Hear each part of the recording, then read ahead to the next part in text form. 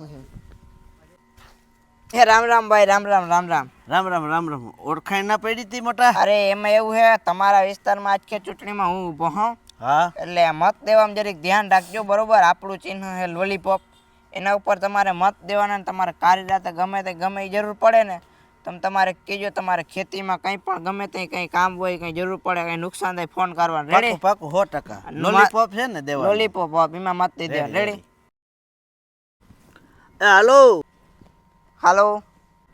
અમારા મત વિસ્તારમાંથી બોલો ને. હા હા, તમારા વિસ્તારમાંથી. આપણે તમે ચૂંટણીમાં ઊભા હતા ને મત માગવા આવ્યા હતા, ત્યાં કહેતા હતા ખબર કે કંઈ જરૂર પડે તો કહેજો. હા હા.